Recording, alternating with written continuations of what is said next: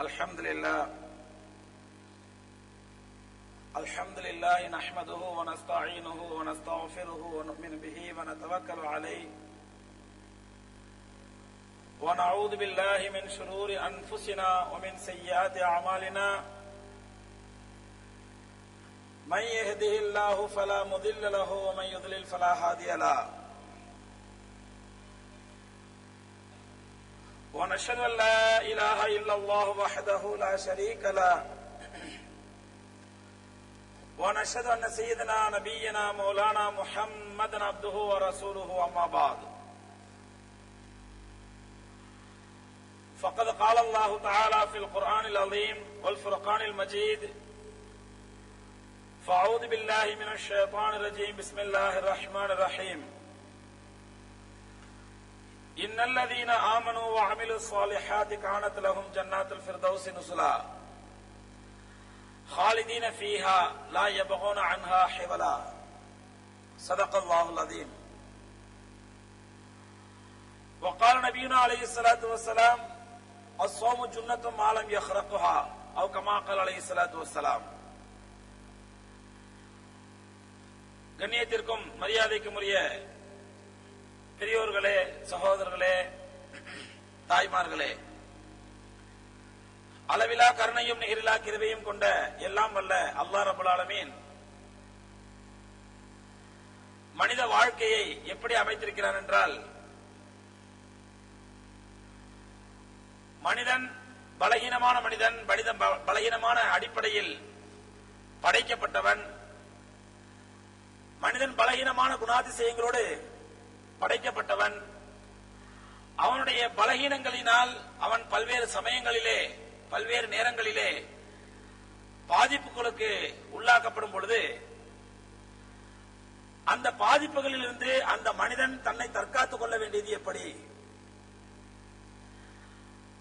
பாதிப்பு என்பது அவனுக்கு உடல் ரீதியாக ஏற்படக்கூடிய பாதிப்பு அல்ல, அல்லது அவனுடைய அரசியல் ரீதியாக ஏற்படக்கூடிய பாதிப்போ, அல்லது மனிதர்கள் மூலமாக ஏற்படக்கூடிய பாதிப்போ அல்ல.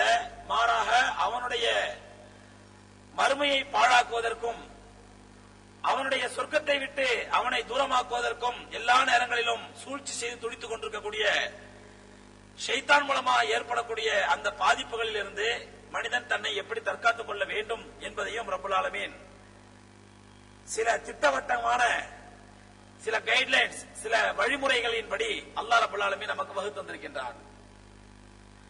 ஏனென்றால் பலகீனமான முறையில், பலகீனமான சூழலில், பலகீனமான அமைப்பில் படைக்கப்பட்ட இந்த மனிதன் பலம் வாய்ந்த சூழ்ச்சிகள் நிறைந்த ஷைத்தானுடைய சூழ்ச்சிகளுக்கும் ஷைத்தானுடைய முயற்சிகளுக்கும் ஆட்பட்டு, அதனால் இவனுடைய மறுமையை இவன் பாழ்படுத்திக் கொள்வான் என்ற ஒரு நிலை வரும் பொழுது, அந்த ஷைத்தானுடைய சூழ்ச்சிகளிலிருந்து இவன் தன்னை எப்படி தற்காத்துக் கொள்ள வேண்டும், அந்த ஷைத்தானுடைய வழிகேட்டிலிருந்து இந்த மனிதன் தன்னை எப்படி தற்காத்துக் கொள்ள வேண்டும். ஒரு கால் ஷைத்தானுடைய சூழ்ச்சிகளில் ஆட்பட்டு, ஷைத்தானுடைய முயற்சிகளுக்கு இவன் ஆட்பட்டு இவன் தன்னைத்தானே பாவத்திலே மூழ்கடித்து விடுவானேயானால், பாவங்களிலே மூழ்கி விடுவானேயானால், அப்படி ஒரே அடியாக இவனை பாவங்களிலே மூழ்க வைத்து இவனை நரகத்திலே கொண்டு போய் சேர்ப்பதா, அல்லது இவன் மூழ்கியுள்ள பாவங்களில் இருந்து இவன் விடுதலை பெற்று வருவதா என்று பார்க்கும் பொழுது ரப்பல் ஆலமீன் இந்த மனிதனை விடுதலை பெற செய்து எப்படியாவது இவனை பாவத்திலிருந்து பாதுகாத்து பாவ குளத்திலே, பாவ ஆற்றிலே மூழ்கி இருக்கக்கூடிய இந்த மனிதனை கைபிடித்து தூக்கிவிட்டு இவனை பரிசுத்தப்படுத்தி எப்படியாவது இவன் சொர்க்கத்திற்கு சென்று சேர்ந்து விட வேண்டும் என்று தான் ரப்பல் ஆலமீன் நாடுகின்றான். அதனால் தான் பாவத்திலே மூழ்கி இருக்கக்கூடிய மனிதன் திருந்துவதற்கென்று சில ஏற்பாடுகளை ரப்பல் ஆலமீன் அமைத்துக் கொடுத்திருக்கின்றான். ஷைத்தானுடைய சூழ்ச்சிகளால் உட்படுத்தப்பட்டு, ஷைத்தானுடைய கெட்ட எண்ணங்களினால் ஆட்படுத்தப்பட்ட இந்த மனிதன் ஏதாவது ஒரு சூழ்நிலையில் இவன் திருந்திவிட மாட்டானா, ஏதாவது நிலையில் தன்னைத்தானே இவன் பாவங்களிலிருந்து விடுபடுத்தி இவன் சொர்க்கத்திலே போய் சென்று சேர்ந்து விட மாட்டானா என்ற அடிப்படையில் அல்லாஹ் ரப்பல் ஆலமீன் இந்த மனிதன் திருந்துவதற்கும், இவனுடைய ஈமானை புதுப்பித்துக் கொள்வதற்கும், இவனுடைய பாவங்களை கழுவிக் கொள்வதற்கும் ரப்பல் ஆலமீன் அவ்வப்போது சில ஏற்பாடுகளை செய்கின்றான்.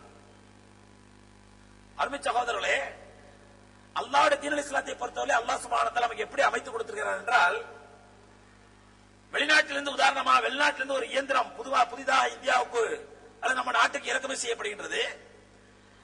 அந்த மிஷினை பற்றி ஆபரேட் பண்ணுவதற்கோ அல்லது அதை ஆன் செய்வதற்கோ ஆஃப் செய்வதற்கோ ரிப்பேர் வந்தா சரிபார்ப்பதற்கோ இங்க யாருமே ஒரு ஆள் இல்லை. அந்த மாதிரி ஒரு புது மிஷின் வெளிநாட்டில இருந்து இம்போர்ட் பண்ணும் பொழுது அந்த வெளிநாட்டிலிருந்து அந்த மிஷின் மட்டும் வராது, மாறா அது சம்பந்தமான இன்ஜினியர்ஸும் சேர்ந்து வருவார்கள், அது சம்பந்தமான டெக்னீஷியன் வருவார்கள், அது சம்பந்தமான தொழில்நுட்ப வல்லுநர்கள் வருவார்கள். வந்து இங்க இருக்கக்கூடிய தொழில்நுட்ப வல்லுநர்களுக்கு இந்த மிஷின் எப்படி இருக்க வேண்டும், எப்படி ஆபரேட் பண்ணணும், எப்படி இதை செயல்படுத்தணும் என்பதை கற்றுக் கொடுப்பார்கள். கற்றுக் கொடுத்து விட்டு அதை இயங்க ஆரம்பித்த பிறகு அதற்கு பிறகு ஏதாவது ரிப்பேர் ஏற்பட்டால் இந்த தொழில்நுட்ப வல்லுநர்களோ இந்த டெக்னீஷியன்களோ வெளிநாட்டில் வரக்கூடிய டெக்னீஷியன்களோ இங்கே அவர் நிரந்தரமாக இருக்க முடியாது. அவர்களுக்கு ஒரு குறிப்பிட்ட காலகட்டத்தில் இங்கே விசா கிடைக்கும். விசா முடிந்தவுடன் அவர்கள் சென்று விடுவார்கள். செல்லும் பொழுது அந்த தொழில்நுட்பம் தாங்கள் யாரிடத்தில் பொறுப்பு ஒப்படைக்கிறார்களோ அவர்களுக்கு கூப்பிட்டு சொல்வார்கள், நாங்கள் இந்த மிஷினை இப்படி உருவாக்கி இருக்கின்றோம், அதை இப்படி ஆபரேட் பண்ண வேண்டும், இப்படி டெக்னிக்கலா பார்க்க வேண்டும், இந்த ப்ராப்ளம் வந்து அதை இப்படி சால்வ் பண்ணும், இந்த ப்ராப்ளம் வந்து அதை இப்படி சரிப்படுத்த வேண்டும் என்று சொல்லிவிட்டு போகும்பொழுது அந்த மிஷின் சம்பந்தமான ஒரு கேட்லாகையும் கொடுத்து விட்டு செல்வார்கள். இந்த மிஷினுடைய பார்ட்ஸ் எல்லாம் இப்படிதான் இருக்கும், உங்களுக்கு ஏதாவது டவுட் சொன்னா இந்த பார்ட்ஸை பார்த்துக் கொள்ளுங்கள், இந்த கேட்லாக பார்த்துங்க, இந்த கேட்லாக் புத்தகத்தை பார்த்து இதில் உள்ள முறைப்படி உங்களுடைய டவுட்ஸை கிளியர் பண்ணி இந்த மிஷினை சரி செய்து கொள்ளுங்கள் என்று ஒரு கேட்லாக் புத்தகத்தை கொடுத்துட்டு அவங்க போயிடுவாங்க. இது உலகத்திலே எந்த ஒரு பொருள் புதிதாக அறிமுகப்படுத்தப்படும் பொழுதும் நடக்கக்கூடிய ஒரு இயல்பான நடைமுறை. இந்த நடைமுறை மனிதர்களால் ஏற்படுத்திக் கொண்ட நடைமுறை அல்ல. இது அல்லாஹ் ரப்பல் ஆலமீன் முதலாக இந்த உலக மக்களுக்கு இஸ்லாத்தை அறிமுகப்படுத்தும் பொழுது அல்லாஹ் சுப்ஹானஹு வ தஆலா கடைபிடித்த நடைமுறை தான் இன்று மனிதர்கள் அதை அப்படியே பின்பற்றுகின்றார்கள்.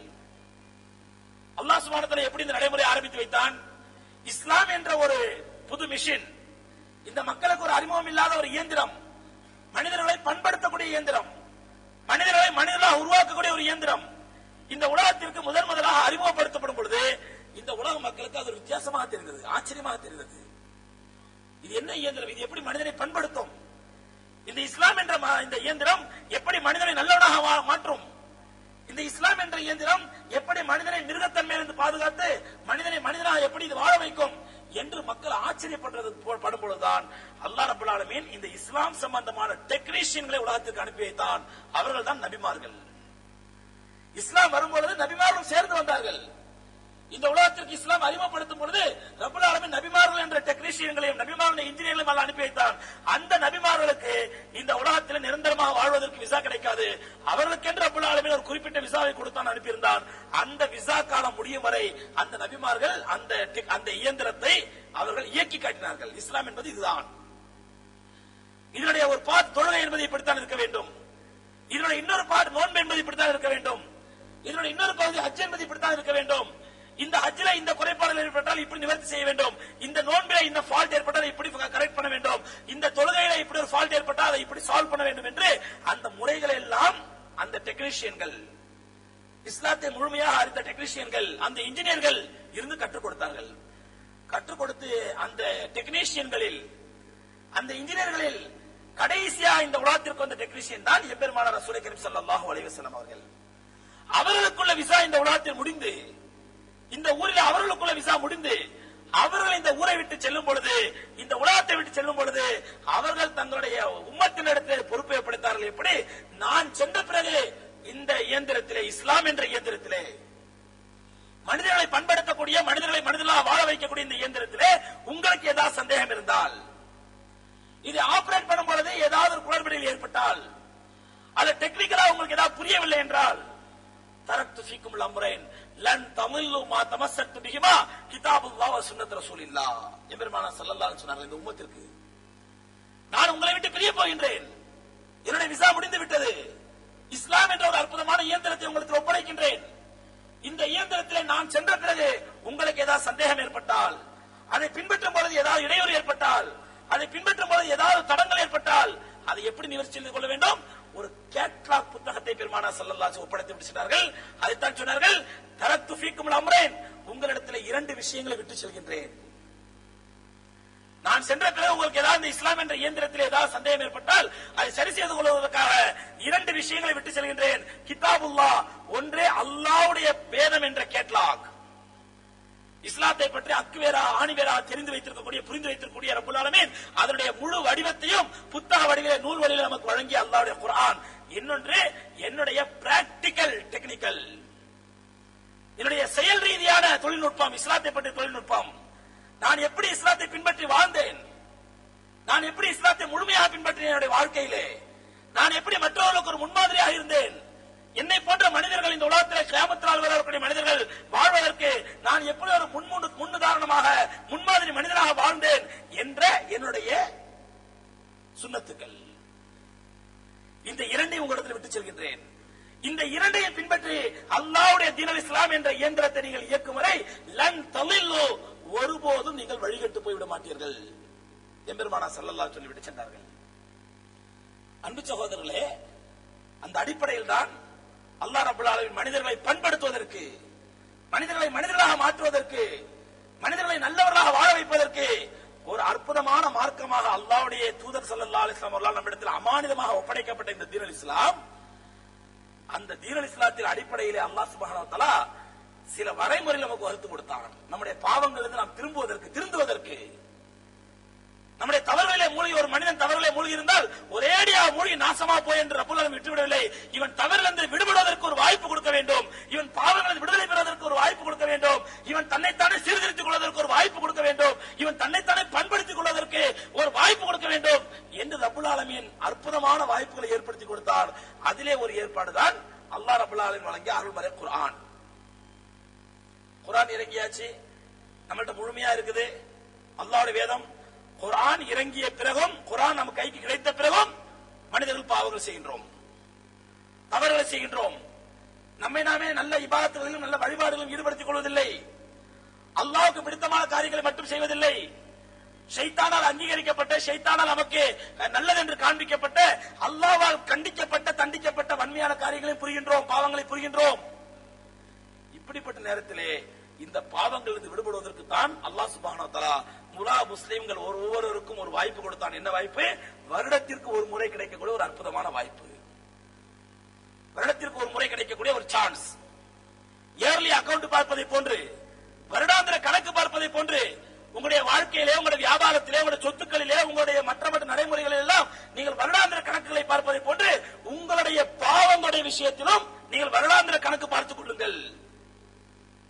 ஏனென்றால் பெருமானார் ஸல்லல்லாஹு அலைஹி வஸல்லம் ஒரு அழகான ஹதீஸ் சொன்னார்கள், ஹாசிபு கப்ல அன் துஹாசபு, மறுமையிலே நீங்கள் செய்த ஒவ்வொரு காரியத்தை பற்றி ரப்பல் ஆலமீன் விசாரிப்பதற்கு முன்பாக உங்களை நீங்களே ஒரு முறை விசாரித்துக் கொள்ளுங்கள், உங்களை நீங்களே விசாரித்துக் கொள்ளுங்கள்.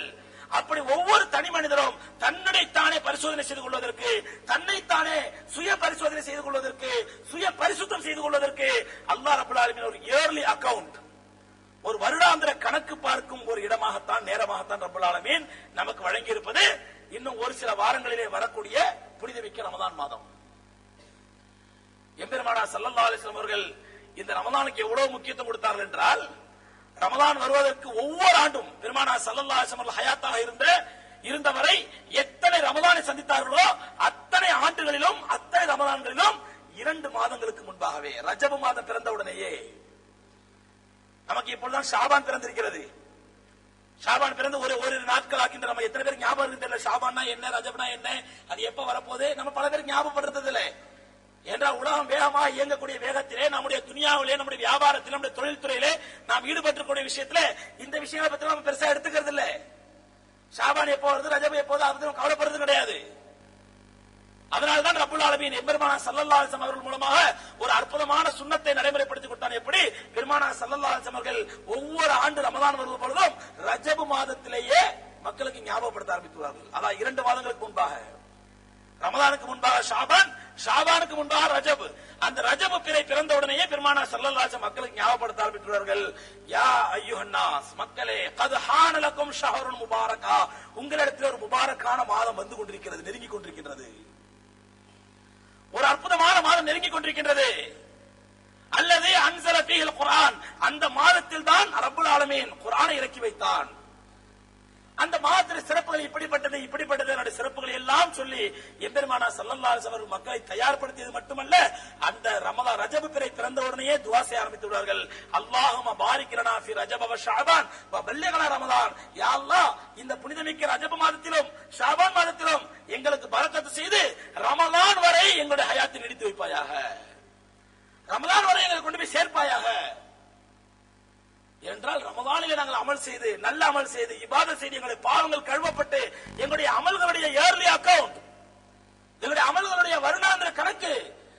பார்க்கக்கூடிய தருணம், அந்த தருணத்திலே யா அல்லாஹ் எங்களுக்கு நல்ல முறையில் எங்களுடைய கணக்குகளை பார்ப்பதற்கு வசதி ஏற்படுத்தி தருவாயாக என்று எம்பெருமானார் ஸல்லல்லாஹு அலைஹி வஸல்லம் 2 மாதங்களுக்கு முன்பாக துஆ செய்ய ஆரம்பித்து விடுவார்கள். அருமை சகோதரர்களே, அப்படிப்பட்ட ரமலான் மாதத்தை ரப்பல் ஆலமீன் இந்த இயர்லி அக்கவுண்ட்டுக்காக, நம்முடைய அமல்களுடைய வருடாந்திர கணக்குக்காக, நம்முடைய பாவங்கள் களையப்படுவதற்கும் பாவங்கள் கழுவப்படுவதற்கும் ரப்பல் ஆலமீன் ஏன் ரமலான் மாதத்தை தேர்ந்தெடுத்தான்? இந்த ரமலான் மாதம் என்பது பெருமானார் ஸல்லல்லாஹு அலைஹி வஸல்லம் அவருடைய வாழ்க்கையிலே, அவருடைய சரித்திரத்திலே ஹிதாயத், நேர்வழிக்கு ரப்பல் ஆலமீன் தேர்ந்தெடுத்தது ரமலான் மாதத்தை. இந்த ரமலானிலே ரப்பல் ஆலமீன் 3 விதமான சம்பவங்கள் நிகழ்த்தினான். முதலாவது சம்பவம், அல்லாஹ்வுடைய அருள்மறை குர்ஆன் அருளப்பட்டது ரமலான் மாதத்திலே. அடுத்த அற்புதமான சம்பவம், இஸ்லாத்தை உலகத்தார் ஏறெடுத்து பார்ப்பதற்கு, இஸ்லாம் உலக மக்களால் ஆச்சரியத்தோடு பார்ப்பதற்கும் உலக மக்களுக்கு மத்தியில் இஸ்லாமை சேர்வதற்கும் ஒரு முக்கியமான காரணமாக இருந்தது பத்ர் போர். அந்த பத்ர் போரை ரப்பல் ஆலமீன் நிகழ்த்தியது ரமலான் மாதத்தில். அதற்கு அடுத்தபடியாக முஸ்லிம்களுக்கு என்று ஒரு மிகப்பெரிய கண்ணியத்தையும் இஸ்ஸத்தையும் ஏற்படுத்தி கொடுத்தது ஃபத்ஹ் மக்கா, மக்கத்து வெற்றி. அந்த மக்கத்து வெற்றி நிகழ்ந்தது ரமலான் மாதத்திலே. இந்த 3 சம்பவங்களுக்கும் ஒரு மிகப்பெரிய தொடர்பு என்னவென்றால் சகோதரர்களே, அல்லாஹ் சுப்ஹானஹு வ தஆலா இந்த உலகத்திற்கு நேர்வழி கிடைக்க வேண்டும், ஹிதாயத் கிடைக்க வேண்டும் என்று அந்த ஹிதாயத்திற்கு என்று தேர்ந்தெடுக்கப்பட்ட சம்பவங்கள் இந்த 3 சம்பவங்களும். அல்லாஹ்வுடைய அருள்மறை இறங்கியது ரப்பல் ஆலமீன் ஹுதல் லின்னாஸ், உலகத்தார் எல்லோருக்கும் இது நேர்வழி. ஒல் ஃபுர்கான், சத்தியம் இது அசத்தியம் இது என்று பகுத்தாயக்கூடிய வேதம் இது. மக்கள் குழப்பத்தில் இருக்க வேண்டாம், இது எது உண்மை எது சரி, எது சத்தியம் இது அது அசத்தியம், எந்த குழப்பம் வேண்டாம். இந்த குர்ஆன் உங்களுக்கு தெளிவாக சொல்லும், இதுதான் சத்தியம் இதுதான் அசத்தியம். அல்லாஹ் சுப்ஹானஹு வ தஆலா வசனத்தை சொல்கிறான், வ ஹதைனாஹு நஜ்தைன், மனிதனுக்கு நாம் 2 பாதையிலும் காட்டிவிட்டோம். வ ஹதைனாஹு நஜ்தைன், மனிதனுக்கு 2 பாதையிலும் காட்டிவிட்டோம். இது சரியான பாதை. இந்த பாதையிலே சென்றால் நிறைய இடையூறுகள் ஏற்படும், பிரச்சனைகள் ஏற்படும். ஐவேளை தொழ வேண்டும், நோன்பு வைக்க வேண்டும், அல்லாஹ்வுக்கு பயந்து வாழ வேண்டும், இஸ்லாமிய உணர்வோடு வாழ வேண்டும், இஸ்லாமிய சிந்தனையோடு வாழ வேண்டும். மார்க்க விஷயத்திலும் வாழ்க்கை விஷயத்திலும் சமூக விஷயத்திலும் அல்லாஹ் சொன்ன கட்டளை பின்பற்ற வேண்டும். ஆனால் இந்த பாதை சிரமம் மிகுந்த பாதை, கொண்டு போய் சேர்ப்பது சொர்க்கத்திலே. இன்னொரு பாதை இருக்கின்றது, மிக மிக இலகுவான பாதை, உங்களுக்கு பிடித்த பாதை, சந்தோஷமான பாதை, மகிழ்ச்சியான பாதை. அங்கே தாராளமாக சாராயம் குடிக்கலாம், விபச்சாரம் செய்யலாம், ஹராமான வியாபாரங்கள் செய்யலாம், பொருளை எந்த வழியில் வேண்டுமானாலும் ஈட்டலாம், எந்த வழியில் வேண்டாலும் செலவழிக்கலாம், உங்களுடைய மனம் போல வாழ்க்கை வாழலாம். உங்களுக்கு மகிழ்ச்சியே மகிழ்ச்சி, சந்தோஷமே சந்தோஷம், கொண்டாட்டமே கொண்டாட்டம். ஆனால் இந்த பாதை கொண்டு போய் உங்க நரகத்தில் சேர்த்து விடும். மனிதனுக்கு 2 பாதையில் நாம் தெளிவாக காட்டிவிட்டோம்.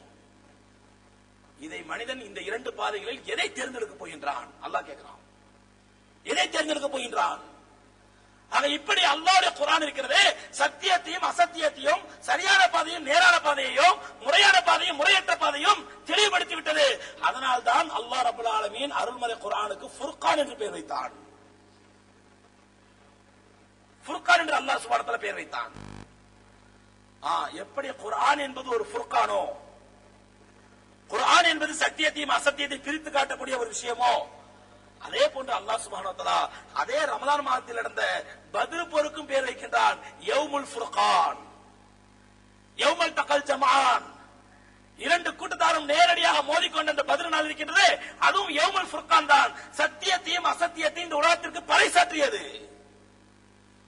இஸ்லாத்தில் நடந்த முதல் போர், கண்மணி நாயகம் ரசூலுல்லாஹி கரீம் ஸல்லல்லாஹு அலைஹி வஸல்லம் அவர்கள் கலந்து கொண்ட முதல் போர்.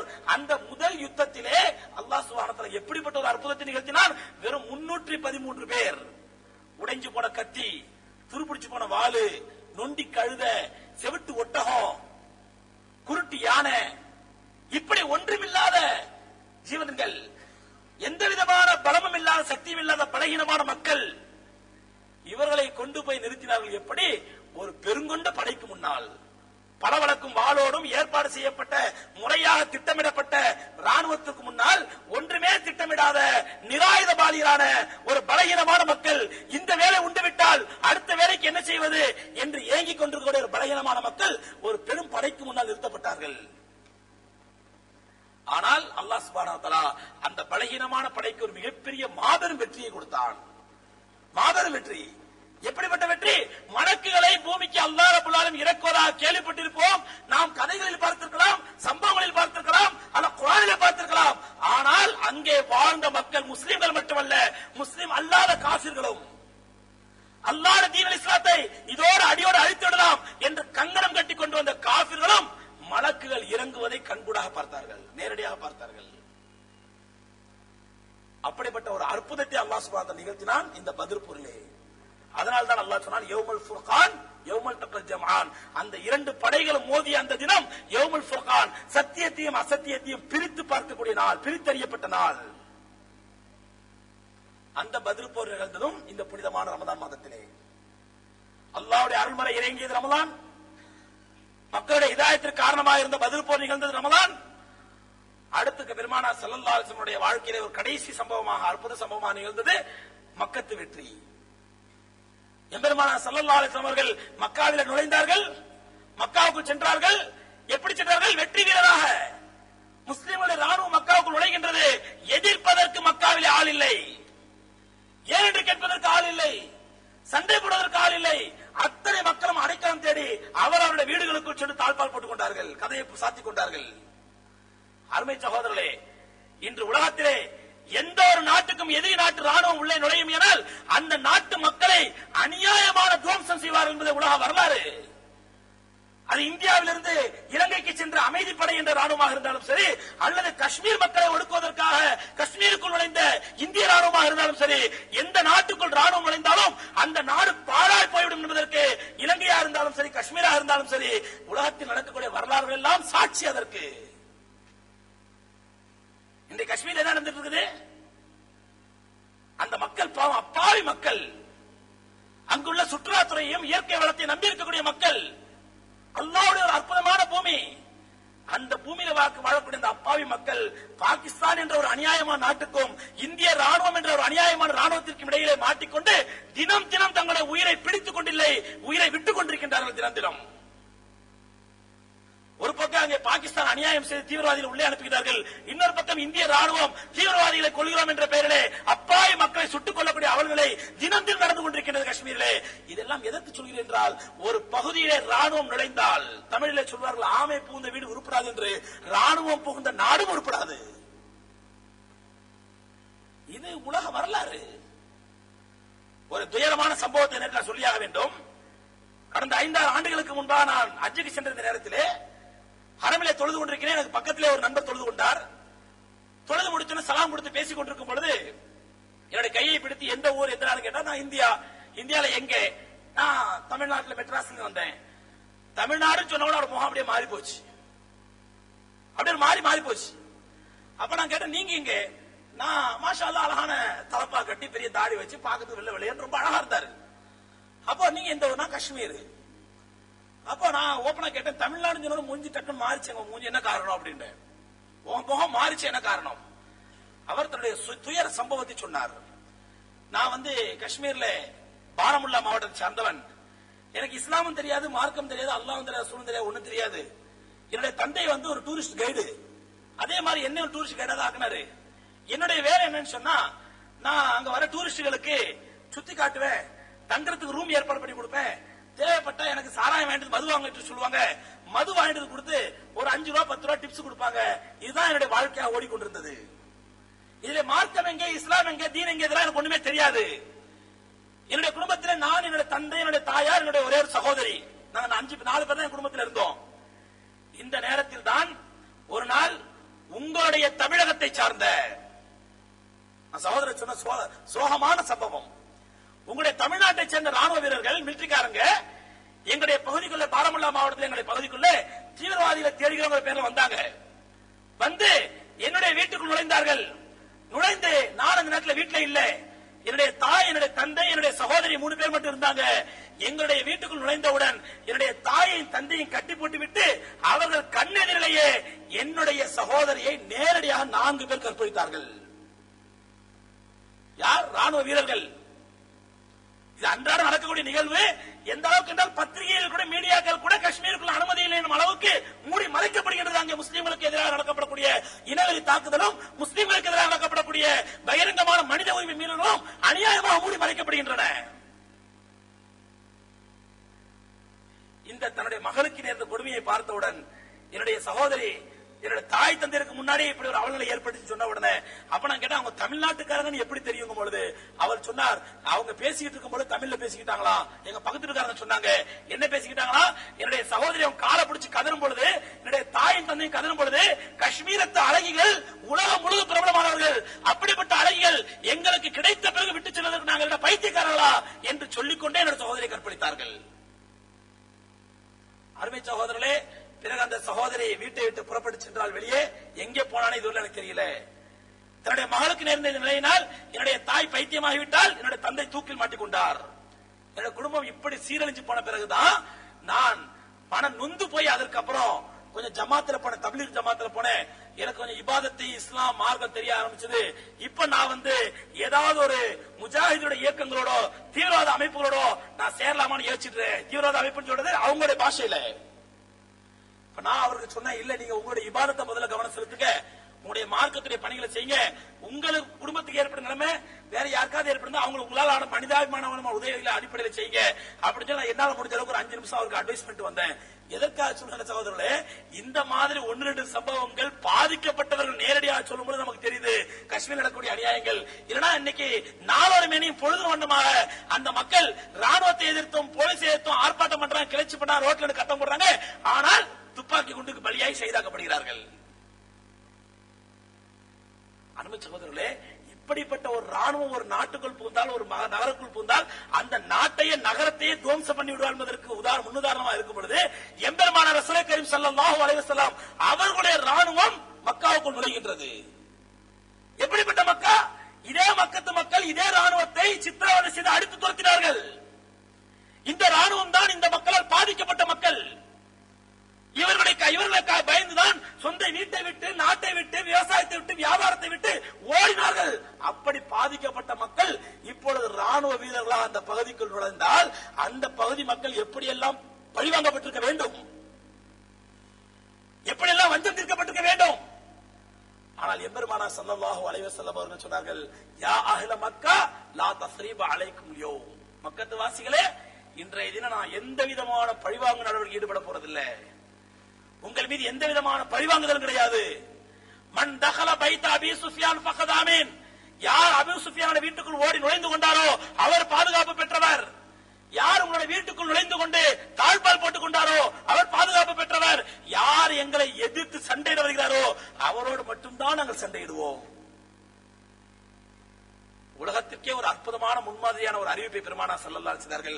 இந்த அறிவிப்பு தான் சகோதரர்களே இன்று வரை அல்ல, கியாமத் நாள் வரை அமைதியை விரும்பக்கூடிய, சமாதானத்தை நாடக்கூடிய கோடானு கோடிக்கணக்கான மக்களுடைய ஹிதாயத்திற்கு பெருமானாருடைய இந்த ஒரு வார்த்தை காரணமாக இருந்தது.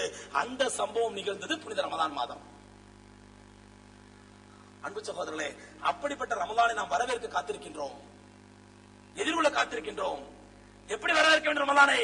நாம் இப்பொழுதிருந்தே நம்முடைய அமல்களுக்காக திட்டமிட ஆரம்பித்து விட வேண்டும்.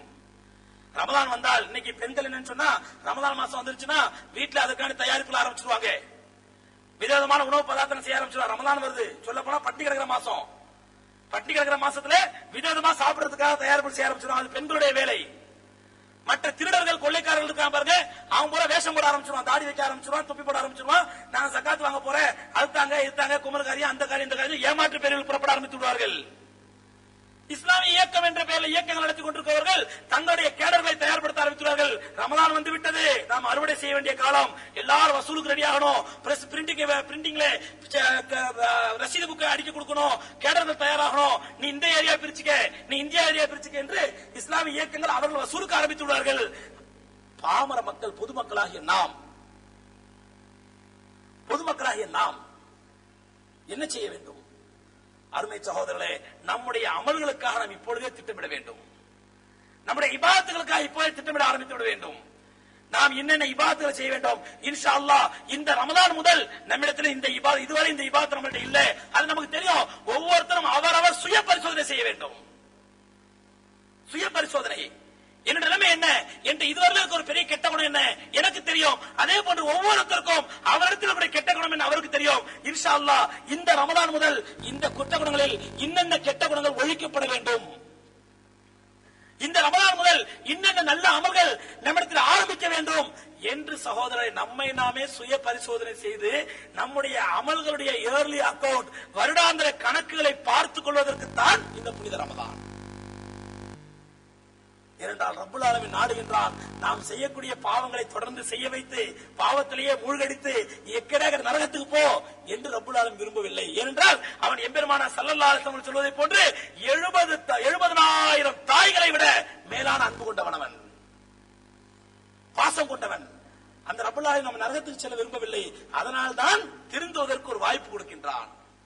பாவங்களிலிருந்து மீள்வதற்கு, பாவங்களிலிருந்து விடுபடுவதற்கு, பாவங்களிலிருந்து விடுதலை பெறுவதற்கு ஒரு வாய்ப்பு கொடுக்கின்றான். உங்களை நீங்களே திருத்திக் கொள்ளுங்கள், உங்களை நீங்களே சரிபார்த்துக் கொள்ளுங்கள், உங்களுடைய அமல்களை அதிகரித்துக் கொள்ளுங்கள், உங்களுடைய பாவங்களை கழித்துக் கொள்ளுங்கள் என்று ரப்புல் ஆலமீன் நம்முடைய இயர்லி அக்கவுண்ட் வருடாந்திர கணக்குக்காக கொடுத்திருக்கூடிய இந்த தருணத்தை நல்ல ஒரு எப்படி பயன்படுத்தலாம் என்று நம்மை நாமே சுய பரிசோதனை செய்து திட்டமிட்டுக் கொள்ள வேண்டும்.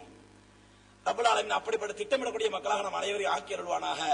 அல்லாஹ் சுப்ஹானஹு வ தஆலா ரமலான் மாதத்தை நாம் எப்படி கழிக்க வேண்டும் என்று அல்லாஹ் விரும்புகின்றானோ, ரமலான் மாதத்தில் எப்படிப்பட்ட இபாதத்தில் ஈடுபட வேண்டும் என்று ரப்புல் ஆலமீன் விரும்புகின்றானோ அப்படிப்பட்ட இபாதத்திலும் அப்படிப்பட்ட நல்ல அமல்களிலும் ஈடுபடக்கூடிய வாய்ப்பை ரப்புல் ஆலமீன் நம் அனைவருக்கும் தந்தருள்வானாக. வாஹிரு தாவானா அல்ஹம்துலில்லாஹி ரப்பில் ஆலமீன். அஸ்ஸலாமு அலைக்கும் வரஹ்மத்துல்லாஹி தஆலா வ பரகாத்துஹு.